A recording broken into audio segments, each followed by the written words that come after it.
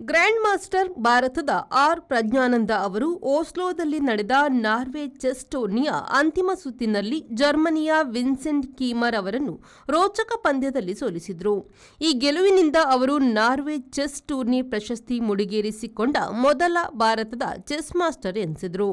ಇಲ್ಲಿ ಮೂವರಿಗೆ ಅಂತಿಮ ಸುತ್ತಿನ ಜಯದೊಂದಿಗೆ ಗೆಲ್ಲಲು ಅವಕಾಶವಿತ್ತು.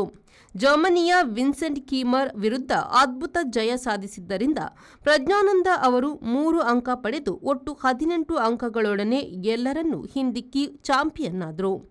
7 ಬಾರಿಯ ನಾರ್ವೆ ಚೆಸ್ ಚಾಂಪಿಯನ್ ಮತ್ತು ಜಗತ್ತಿನ ನಂಬರ್ 1 ರ್ಯಾಂಕಿನ ಮ್ಯಾಗ್ನಸ್ ಕಾರ್ಲ್ಸನ್ ಅವರನ್ನು ಪ್ರಜ್ಞಾನಂದ 2 ಬಾರಿ ಸೋಲಿಸಿದರೆಂಬುದು ಇಲ್ಲಿನ ವಿಶೇಷವಾಗಿದೆ.